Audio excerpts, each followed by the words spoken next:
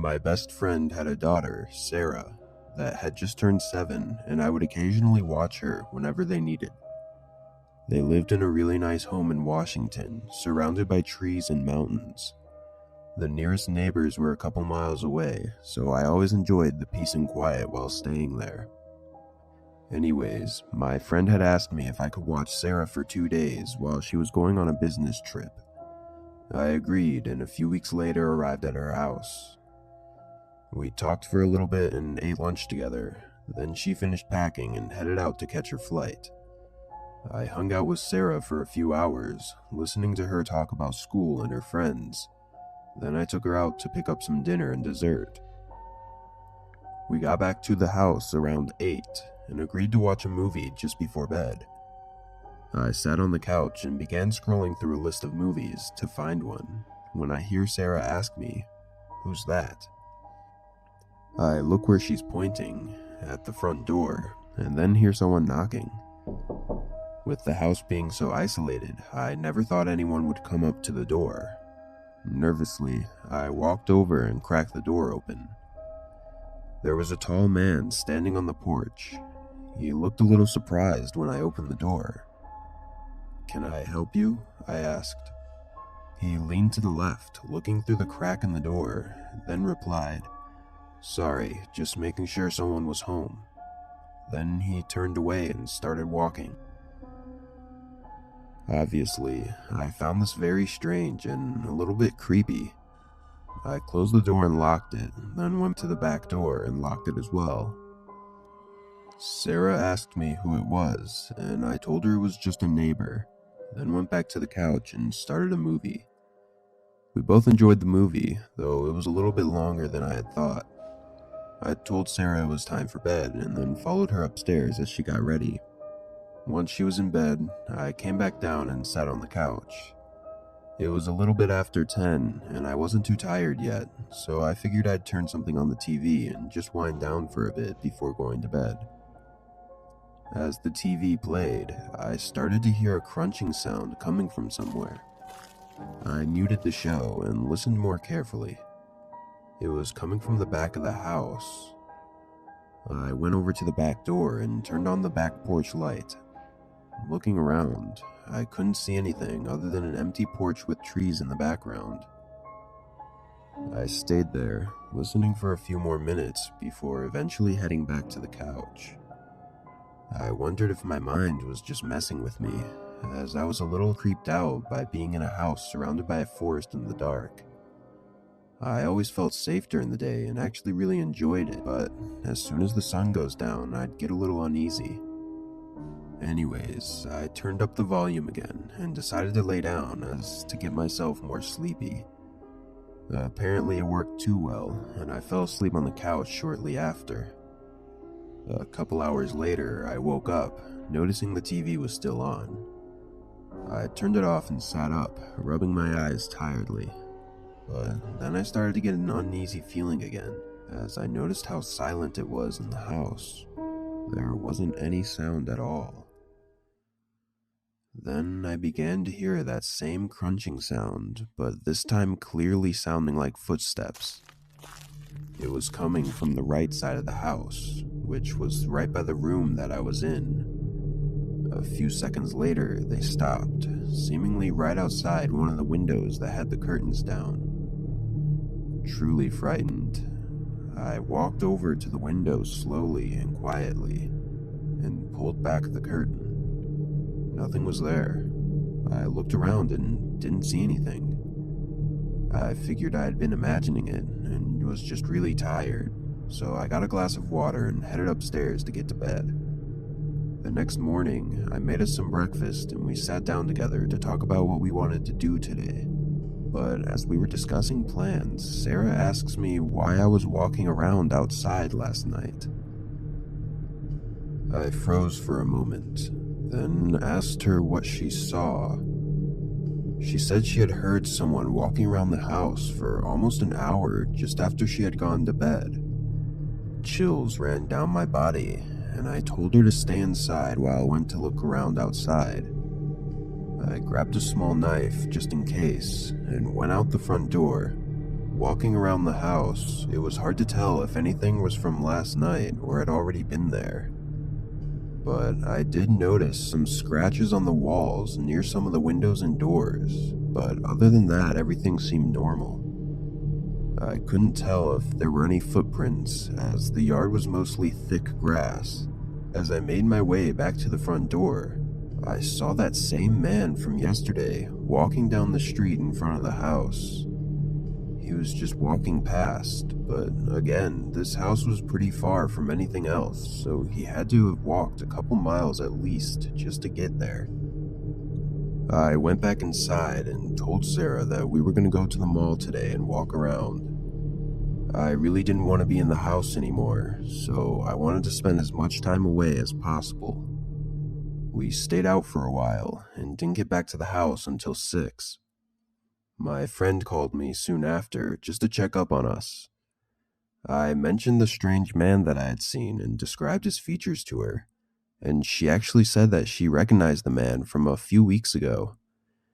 Apparently he had come up to her house and asked if he could stay the night, to which she obviously declined. We agreed that if anything else happened, I wouldn't take any chances and would call the police.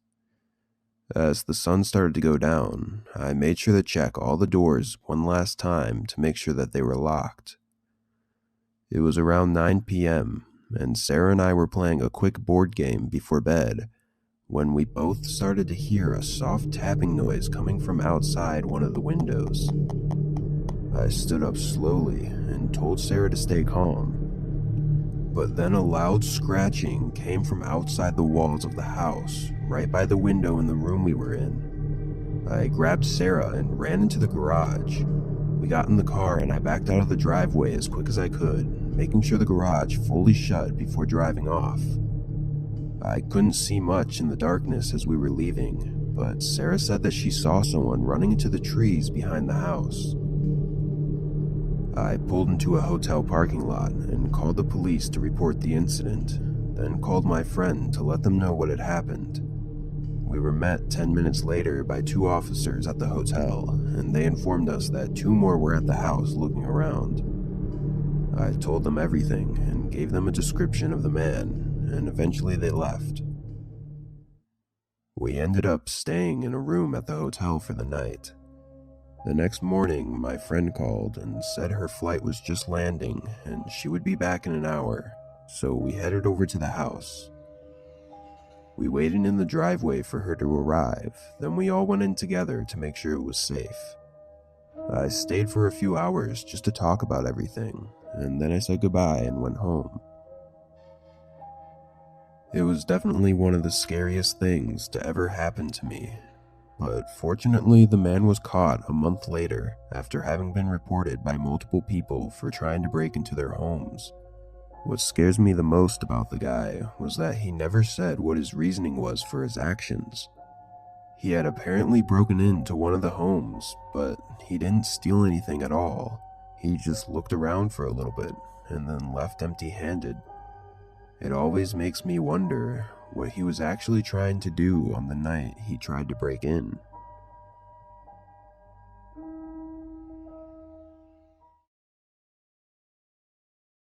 When I was 13, I had a babysitter that would come once a week, as my mom would work late every Saturday night. I always thought I was too old to have a babysitter still, and hated having to have someone watch over me all the time. The main person my mom would have over was a 20-year-old guy, Thomas, that was the son of one of my mom's work friends. This guy was really weird, and I didn't like him at all. He didn't talk much and just acted really awkward and strange, but whenever he interacted with my mom, he would act extra nice and talkative. I would bring it up with her, but she'd always say I was just trying to get rid of him so I could be alone. Anyways, it was a normal Saturday night, and Thomas had just arrived, a little late as usual. My mom talked with him for a little bit and then headed to work. I walked over to the couch and turned on my Xbox to play some video games just to pass the time. I'd usually go to bed at 10, so I'd have to spend 4 or 5 hours with Thomas. Most of the time, I'd find something to do alone because he'd never really talk to me and would just hang out in the kitchen or in our loft area. And today was no different. He stayed in the kitchen for a little bit, and after a few minutes, I heard him talking to someone. I tried to listen as best I could, but I couldn't make out what he was saying. The kitchen was right behind the living room that I was in, but he was talking really quietly. He went on for a few minutes, and then the talking stopped, followed by him coming into the living room and standing next to the couch. I looked up at him and saw he was holding his phone. Thomas said someone was going to come over, just for a second, and not to worry. I didn't really know how to respond other than to just say, okay. It was pretty weird though, and I knew it was definitely not something any babysitter should do, but I also knew that there was nothing I could really do about it. The next 20 minutes were really awkward, as he didn't take out his phone or anything. He just sat there on the couch with me, looking around and not saying anything. He would rarely ever be in the same room as me, so this was pretty out of the ordinary. Our living room was right by the front door though, so I guess he was just waiting for the person to get here. Eventually, a car pulled into the driveway and a man came knocking at the door. Thomas shot up and went over to the door, then stood right in front of it for a moment before turning to me and telling me that he'd be back in just a minute. Then he opened the door and walked outside and shut the door behind him. This whole situation had me curious as to what was going on with him. The blinds on the windows were cracked open just enough for me to see the two of their shadows as they moved around in the driveway. I could tell that the man handed Thomas a large bag and then got in his car and drove away. A few seconds later, I heard the lid of the garbage can outside slam shut, followed by Thomas coming back inside through the front door. The whole interaction seemed odd, and I couldn't help myself from asking him what it was all about. Thomas replied, telling me that it was just his friend and that he left his wallet at his friend's house last night, so he was just dropping it off. I could tell there was something wrong with the way he answered, and it didn't explain the large bag I saw him holding, but I didn't want to question him any further, so I just said okay and went back to playing my game. But things got a lot more strange as the night progressed. During the next hour, I could hear Thomas having multiple phone calls with someone in the kitchen, and at one point, he went into the far loft area where I could hear him raising his voice. Still, though, I couldn't make any sense of what he was saying.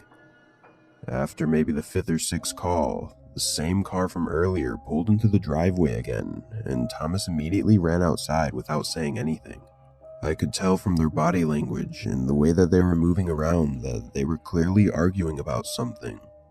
Then Thomas left for 30 seconds, and then came back with the bag from earlier.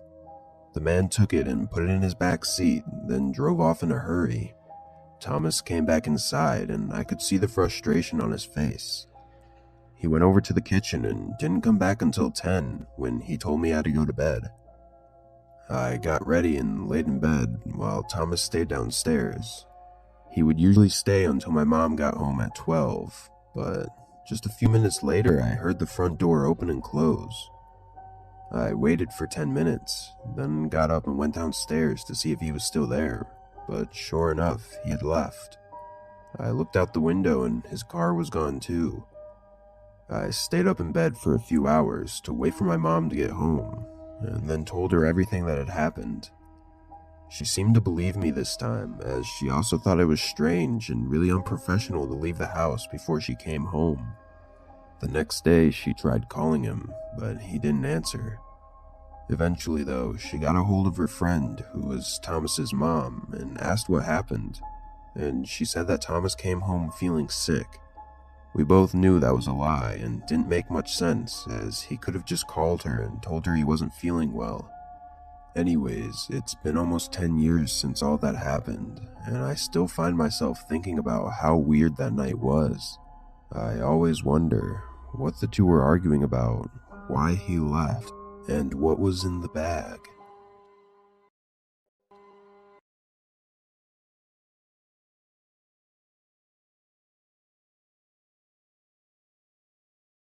I worked as a babysitter during my college years just to make some extra money without having to have a set work schedule.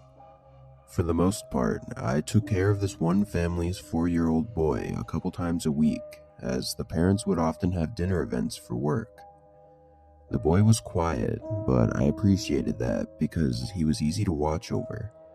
He didn't do much besides watch TV and play with toys, and he seemed to like me. This was my 6th time watching after him.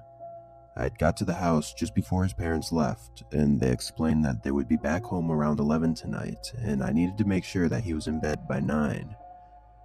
The first few hours went as usual. I watched TV with him and made him a small frozen pizza. After finishing his food, he told me he had to use the bathroom and left for a few minutes. When he returned, he asked me about the shuffling noises coming from the basement.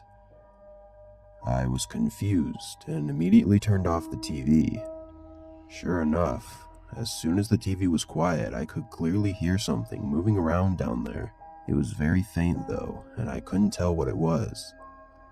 Seeing the boy was clearly scared, I assured him it would be okay and was probably just a small animal that had gotten in. I told him to wait up here while I go down to see what it was. By this point, the shuffling had already stopped. I'd never been in the basement of this house before, as it was unfinished and there was never any reason to go down there, so I was definitely being cautious. I opened the door and turned on the light by the stairs. Then I walked down quietly and turned the light on at the bottom of the stairs too, which lit up the whole room. It was a pretty big space, mostly filled with storage boxes. I walked around, checking behind a few boxes, but after not seeing or hearing anything else, I went back upstairs. The boy was waiting for me on the couch and shot up when he saw me. I told him everything was fine and nothing was down there, and gave him a big hug just to make him feel better. After a few minutes, we had already forgotten about the whole thing. And a couple hours later, it was getting close to 9 o'clock and I started to get him ready for bed. We went upstairs to his room and I made sure he was ready, then said goodnight and went back downstairs. I sat on the couch for probably 30 to 40 minutes just scrolling through my phone before hearing shuffling from the basement again, but this time it was a lot louder. My heart stopped for a second as I listened. Then I heard the bedroom door open upstairs and the boy call out my name. I told him to stay where he was and not to come down. I got up and made my way to the basement door. At this point, I was pretty terrified. I pulled out my phone and had it ready to call 911 as I opened the door as quietly as possible. The shuffling sounded like it was close to the bottom of the stairs now. I reached over and flicked on the lights. Immediately, I slammed the door shut and ran upstairs to get the boy, then went straight out the front door and called 911. I stood across the street from the house, looking at the windows as I waited for the cops to come. I also called the parents to let them know what had happened and to come home as soon as they could. When the police finally arrived, I told them what happened. As I turned on the lights by the stairs, I saw a half-naked man crouching down by the bottom while searching through a storage box. They carefully searched the home and found clear evidence of someone having lived in the basement recently, with piles of trash shoved in boxes, but they didn't find anyone. When the parents arrived, they thanked me for calling them and talked to the police about the situation. About an hour later, I was able to go home as they secured the house and filed the reports. I spent the next few days really shaken up and being pretty paranoid.